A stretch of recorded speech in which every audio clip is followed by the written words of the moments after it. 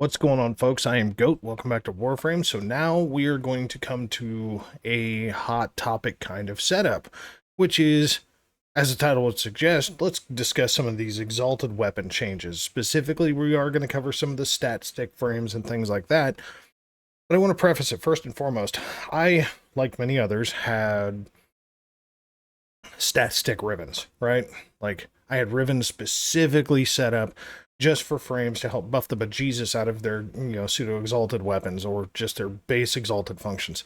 And so, yeah, I took a hit on that too.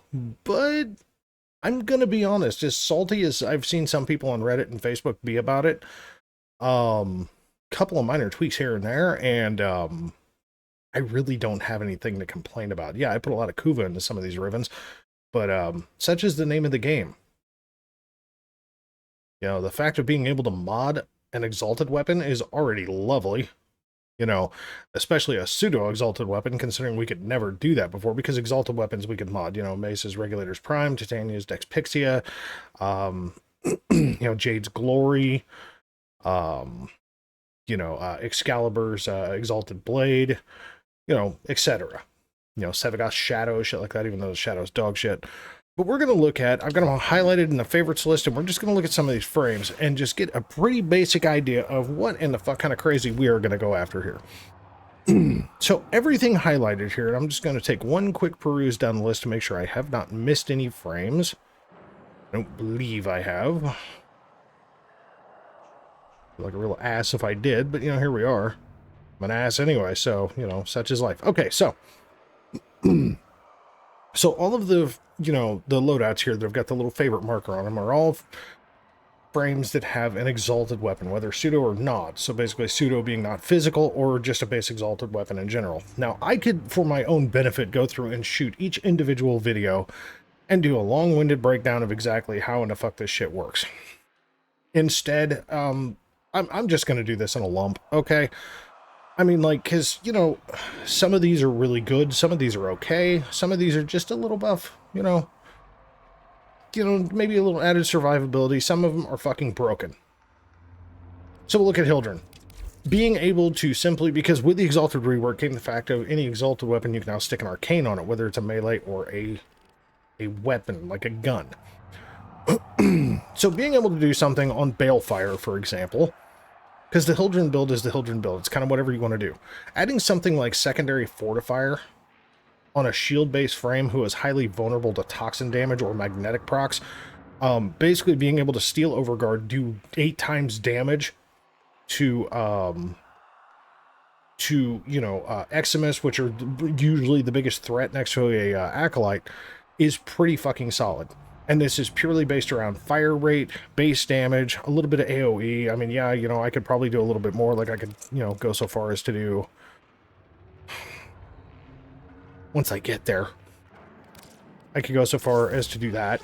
So, Prime Fulmination, add a little bit more area of effect, for the AoE of using the Balefire. But again, this is all playing around Aegiscale, which is basically alt-fire the Balefire charger with a small AoE around it. This just increases that, but then we're also, hence building into base damage, we're also doing this.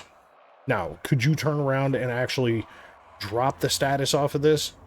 Sure, you're going to kind of weaken your own build, but then you could go with something like Secondary Innervate. There's a lot of different ways to go about it, but this tends to work pretty fucking good steel path-wise. The moment Eximus show up, you automatically just don't have to worry about your shields as much. You still have to recharge them because your energy usage, but your shields aren't going to take any direct damage from, status procs or enemy bullets or anything like that. The Overguard will always take it first.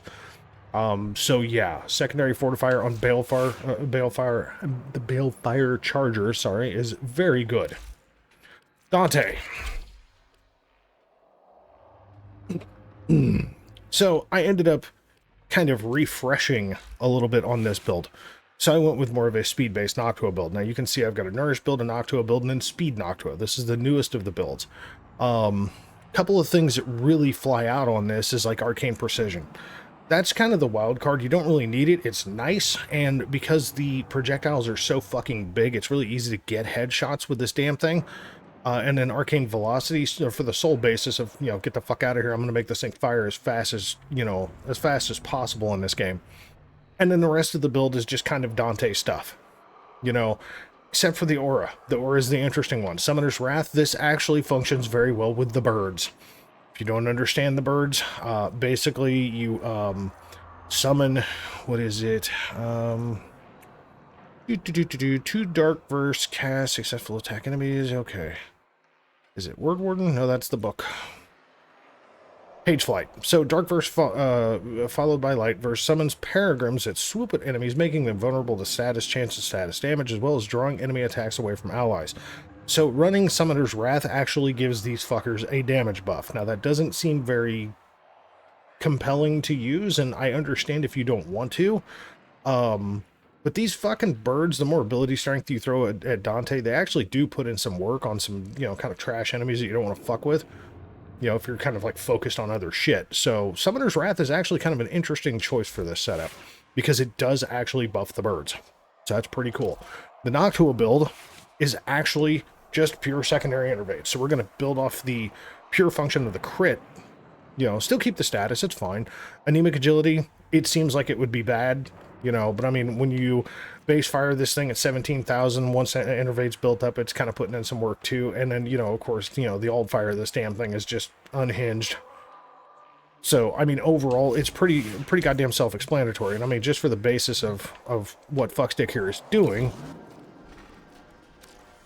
So here, we're going to turn away. So we're going to cast some birds in the book, obviously. So let's call in some, oh yeah, I already summoned them. So the birds are over here just chipping away at them.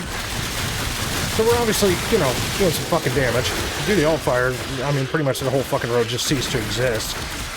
And you're firing at the speed of Jesus Christ. Now, is this like millions of damage that you're seeing? No. Oh, that desk is what was showing damage numbers. Is that like millions of damage like you'll see out of Dante? No, but does it absolutely shred the shit out of pretty much anything on Steel Path, you know, within normal gameplay? Absolutely it does. So it's pretty damn good. Temple went over Temple during my video of that on, you know, just how I have Lizzie set up and so on and so forth, so no need to go into that one.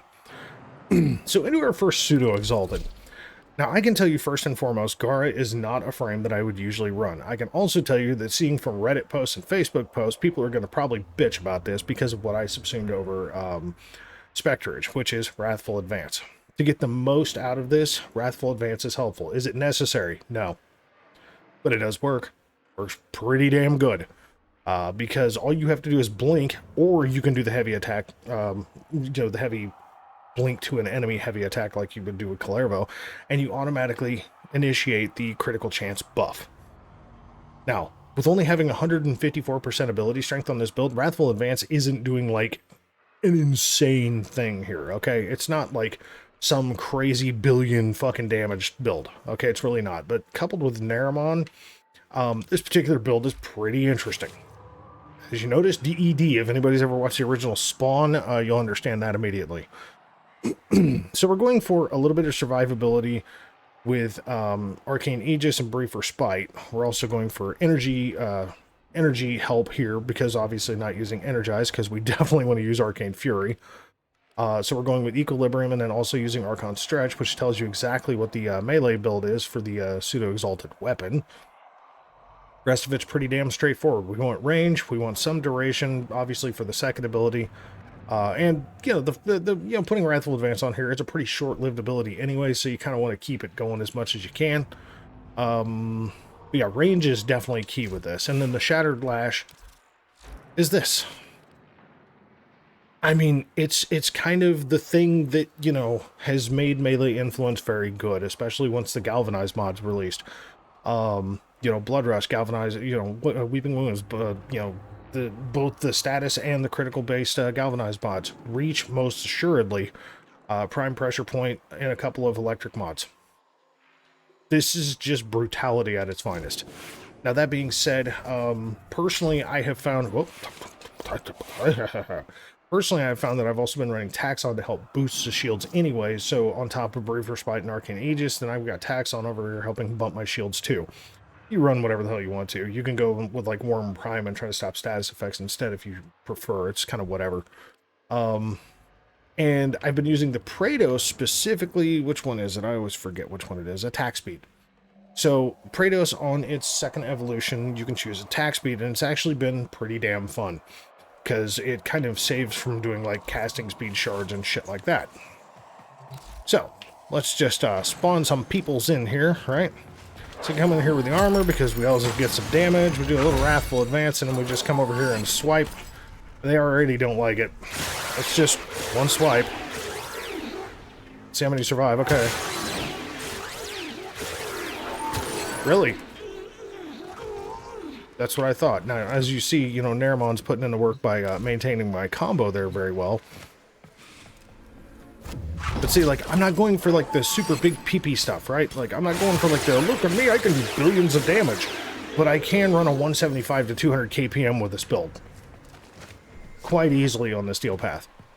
Like, 175 is usually the low point, and you're usually chasing the spawns doing it. So, you're a frame that I really did not like up until this point has become a much higher staple in the group of frames that I could, if I just want to go in and mop enemies for a while, easily, very much so easy to do so.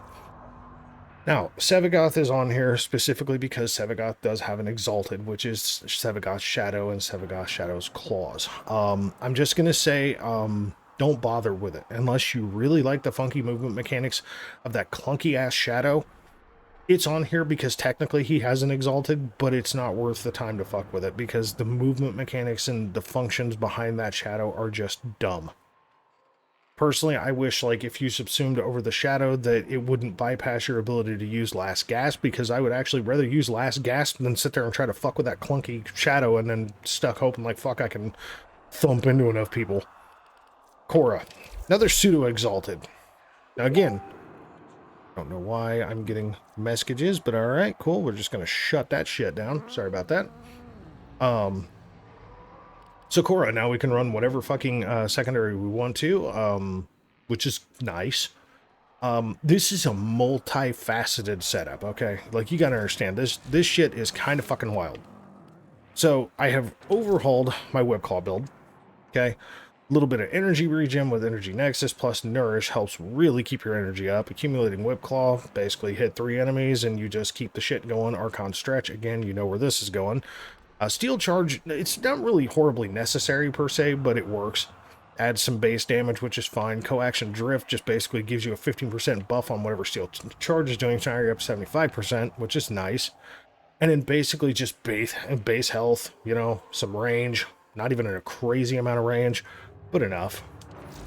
And then the Whipclaw in itself, guess what? Pretty much the same shit.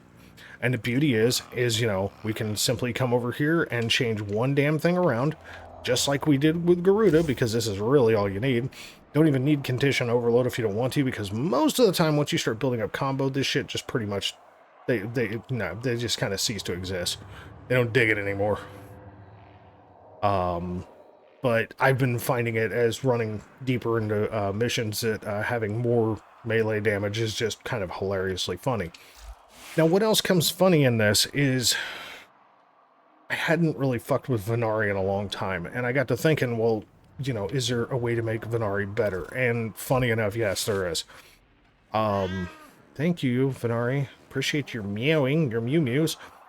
Basic, simple setup. Melee gives overguard, heals, and heals your companion. Synth deconstruct basically gets you some excuse me, some health orbs, which is, you know, helpful. All the bonds, just trust me, don't even question it. It works. Yeah, this is kind of ridiculous, okay? And then the Venari Prime Claws. Now, this is where it's going to look a little strange, okay? And I was trying to find the best way to make this work. And the weird thing is that I've got electricity, and then I've got flame, right? And it makes no fucking sense because no part of the damage reads out this. Well, Shocking Claws basically just kind of overwrites what the damage type is for Flame Gland, but it still gives you the 60% status, so it's pretty good. Immunity Resistance is just status damage, which is nice. Bite and Maul are pretty straightforward. Precision Conditioning, because Venari is /base, just adds a shit ton of base damage to that. And then Swipe, yeah, high, more attack range. You know, pretty pretty goddamn simple. I mean, it just kind of is what it is. Yeah.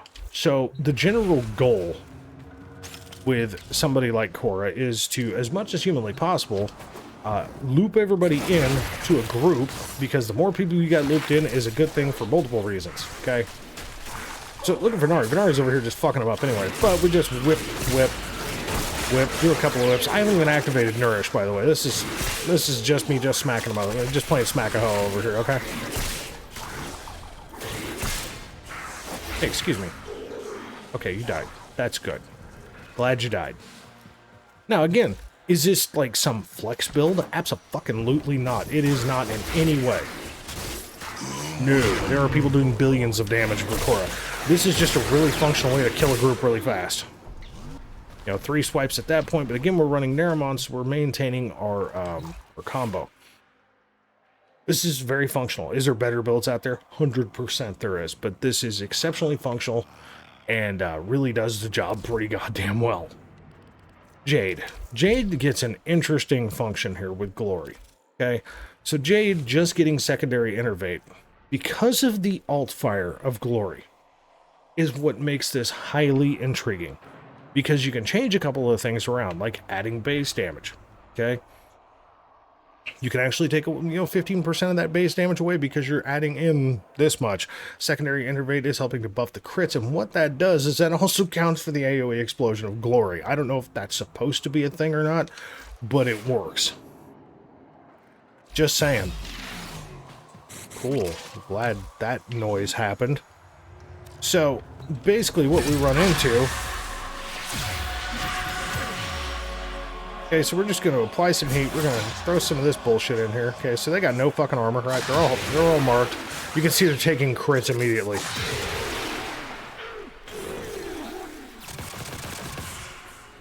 And having the fire rate, and having the fire rate that you have with that really works well. So yeah, you obviously have arcane velocity on there as well. So on the Jade build, I'll just show that real quick because I kind of didn't. Pretty straightforward. I mean, and then just having more ability, strength built up with Mold Augmented just makes 1000% sense. I mean, like, do you need Boreals? No. It is helpful from the efficiency side. The shield side's okay. Can you do something like adaptation instead? Yes. Absolutely yes. But do you need to? I mean, with as much damage reduction as you have from Aerodynamic and Aviator, plus Brief Respite helping to build your shields, plus the ability of building your shields on your own, adaptation's really only going to majorly help you with stuff like Toxin Procs, Slash Proc, stuff like that. Yeah, I mean, you could still take, like, status damage, but it's going to be diminished.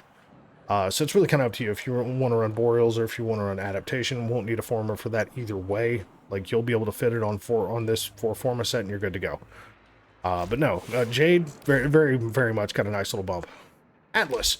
I'm running the exact same Atlas build that I was running before, except now we have the Landslide Fist Prime. Yeah, that's something. Again, you don't need Condition Overload. You can quite simply just go for Weeping Wounds, and you can actually completely mop out Organ Shatter, and you can put, Galvanized Elementalist on here. So, like, here, we'll just... Oh, didn't mean to do that, per se, but here we are. Here, you know what? I'll just change this shit up right motherfucking now. How's that? My God, if I could hit the button. This is me joystick life. You know what? Throw that over there just in case. Just in case, right? Just in case. And then, truth be told, like, you can still run Galvanized Reflex. 100% can. Just to maintain that combo even more. It's pretty funny. Like, this works. This works just fine. You don't need Reflex. You could just stick, you could stick Shocking Touch in here instead and just double down on the electric. It's really up to you. I mean, it's a Rubble Heat build with Breed Surge over the 4 because the stupid rock people are dumb. They're just very stupid. Now, is this the most awe-inspiring thing ever? No. And, like, part of the problem is, like, you're going to have the issue of, they do get knocked the fuck down. So if they survive, which, that's all it took, if they survive, they're going to be on the ground and much harder to hit because he's always doing uppercuts on people. I know, that's like, ah! But no, this works, especially in a group. Usual steel path, it just, yeah, he just kills shit. Titanium is pretty straightforward. Secondary Fortifier or secondary Innervate. Either way, you're not going to go wrong. Fortifier against the Extremist, even though you've already got status immunity with her first. Fortifier having Overguard just means you don't have to think about it near as much. Innervate is just, you know what, I'm just going to crit the bejesus out of you and make you die. It's a good time. Garuda. Now, Garuda does have the Garuda Prime Talons, so technically they are an Exalted Weapon, but they are a bypassable Exalted Weapon if you equip a melee. But basically, you can simply come in with melee influence and it works just fine. If you don't like that fact, run whatever the fuck you feel like running. Garuda is a little bit more on the interesting side of things. Into another pseudo-exalted. Now, Ash got a rework. Okay, and again, you'll see Wrathful Advance because this is very interesting. Okay, so the Shadow Clones Prime. Again, it's going to look a little funky. Because what the base mechanic behind the Shadow Clones is the Shadow Clones are doing finishers, right? So having Covert Lethality and Finishing Touch, adding finisher damage, you know, is pretty fucking helpful. Having Magnetic Rush on here is for attack speed. It's actually, the Magnetic's just kind of a side effect, okay?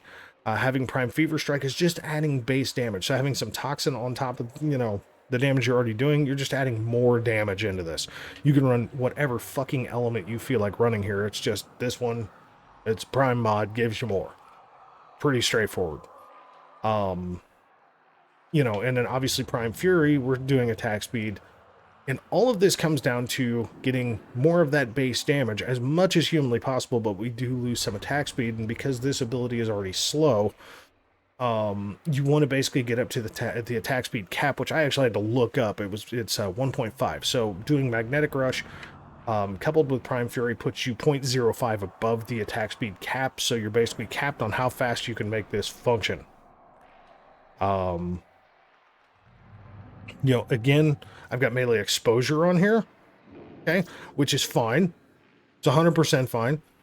Like, I've seen some people doing influence and, you know, not doing toxin here, but doing magnetic instead. I can understand them doing it. But truthfully, I have found that this is a little bit more intriguing, and the build behind it is modified slightly because of the rework. Obviously, Crepuscular on here. Energy Nexus is pretty helpful. You know, one more forma in here and you can have your maxed out Cunning Drift if you want to. It's pretty straightforward. Don't need a ton of range with this, which is great. You do want a bunch of efficiency, so you're not thinking about that. And at least a decent amount of ability strength and duration, because you want your invisibility to last longer, and thank fuck they at least made that last longer anyway. So, the whole function of this is basically be invisible, turn on Wrathful Advance, and make people hate their life. So like you just highlight them, right? Go invisible, fuck you, and they're all just gonna fucking die. And as you kill more, this damage amount goes up. The cap that I've run into has been 45 million. When you're at a times 12, it is 45 million fucking damage to, you know, some pretty tanky fucking enemies. They just die. Is it fast? No. Is it effective? Absolutely. So that's Ash. Excalibur, he's got a regular Exalted Weapon, his Exalted Blade, and again, you know, as you see, you know, like, I can't remember, what was this? See, I do have the Wrathful Advance setup, which works fine, okay? I can also run my Condemn setup. It doesn't matter, like, I'm not running enough ability strength to make it so OP that it's just beyond stupid, right? But like, just doing a blue emissive color to get electricity allows you to do some more funny shit. Okay? So like, I don't even need these two per se, because I'm already getting electricity just from my goddamn, just from my emissive color. So I can only run Shocking Touch, and I can run anything else that I want to here. So I could do, you know, Galvanize Elementalist with one more forma if I want to, and that's totally fine, right? Like, all of this works just fine, but Excalibur basically just kills stuff. And it's kind of one of those, the best offenses, or the best defense to good offense kind of setup. Well, that's kind of where we're at right now. If they aren't alive, they can't be threatening. So like, come through here, and this is all staggered up. Yeah, I mean, like, you know, his slash dash basically builds into the combo for the Exalted Blade and vice versa. So the more combo you build up, the more you just shocky monkey the fuck out of everything around, and it's a really, really good time. Just saying. Baruch was already busted as shit. Baruch has always been, in my personal opinion, best played solo, but can play in a squad. Pretty much the only thing with my personal choice on Baruch has always been running in snare and a short duration. That way you can continually hit the same enemies multiple times to, you know, reduce the restraint meter. As far as the Desert Wind Prime goes, now that we can actually, you know, put an arcane on this thing, obviously you see what I've done here, pretty straightforward. Don't need Organ Shatter here. I can, like I said, I can still run just Weeping Wounds. It's perfectly fine. My god, you know, if I would just use my fucking mouse here, it'd be 1,000 times better, don't you think? It's like, don't need Organ Shatter, you can just run Weeping Wounds. Everything's fine. It's all fine. Yeah, I mean, like, you can picture what this does. This just goes thwack, thwack, thwack, thwack, thwack, and if anything fucking survives, well, they don't like it. So, come in here and say hi to a lady. So anyway, just do a road to restraint. Anyway, for the timer. See, now, obviously the AI is paused, so I can just keep doing this if I want to. You know. Erodes it a little bit at a time. But we bust out Desert Wind and they just die. There's no thought to this whatsoever. I mean, Baruch just murders shit because he can. I mean, the build is this. It's just this. It's focusing very much, you know, because I hadn't gone back and fucked around since Precision Intensify had come out. If that tells you how long it's been since I've messed around with Baruch. But basically making the Desert Wind get all of the fucking ability strength, really helpful. Reactive Storm. You know, I mean, is Reactive Storm making the Desert Wind that much better? Archon Stretch still fits directly into doing melee influence. And an Arcane Strike, one you don't normally see me use, is attack speed. You know, for melee, 15% just on hitting an enemy. It works. It's very functional, works just fine. So we're going to go to Wukong. Now, Wukong has, for ages, been the one frame with an Exalted Weapon that I fucking hate. Okay? Because the Iron Staff Prime sucks. Okay? It just does. Now we can put an Arcane on a motherfucker. Kind of changes things up just a little bit. So, as you see, off-suited, nothing in the Axilis, nothing crazy. We are still going with Arcane Fury, and again, you'll see Arcane Strike, because both work really fucking well in tandem. You know, and do you need to have this off-suited one over here? No. No, you can kind of pick whatever you want to, but having a couple of stacked Umbra mods in here kind of does help negate some of the deficits on the, you know, range, per se, by having Narrow-Minded on here. Because one thing you really, really, really, really want is duration. Like, strength is good, too. Not gonna lie. Strength is really good. But having duration is really helpful. And then the Iron Staff, you can fucking guess what I've done to this. Oh, groundbreaking. But it's pretty busted. I mean, like, I don't even need Nourish to make this be really fucking brutal.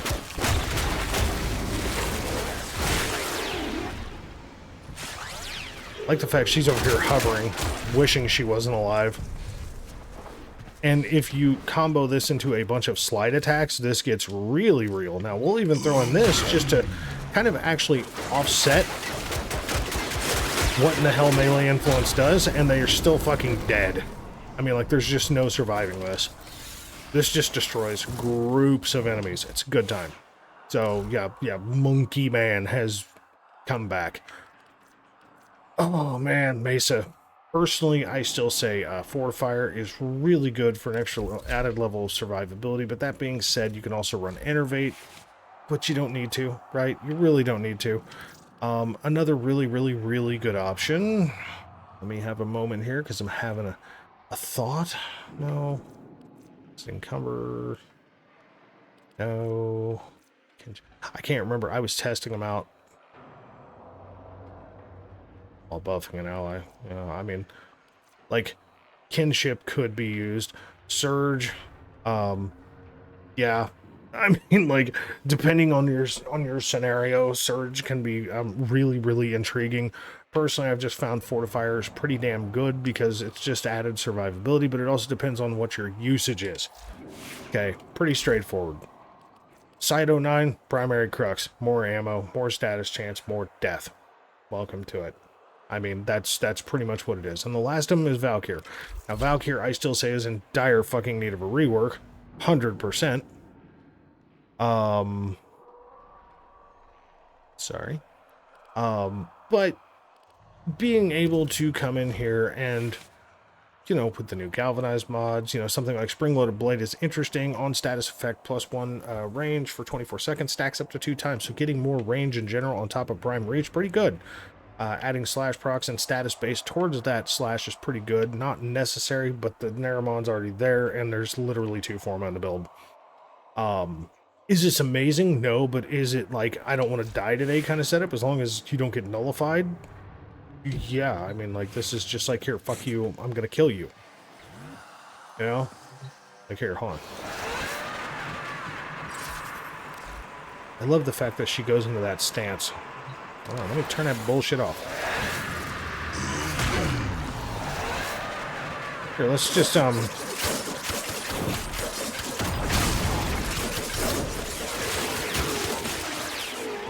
sorry, somebody lived? Oh, a couple of them lived. Hi. Hey, fuck. Hi. See ya. And the whole time I'm invulnerable and just kind of doing the thing. I mean, that's Valkyr. It's like I've said for a long time, Valkyr is very one note, but especially being able to add, you know, add something like melee influence onto it really does make the Valkyr Prime Talons or just the Valkyr Talons very, very good. So that's it for the Exalted Weapon rework. You know, let me know your thoughts. You know, I know that my builds are always kind of a little goofy. They may not make a lot of sense. You know, you see holes in the ability of making for more damage. I understand that. I go for casual play, okay? I say this all the time, but I go for casual play setups. So, on that note, that's where I'm at. So, folks, I want to thank you very much for watching. As always, catch you in the next one.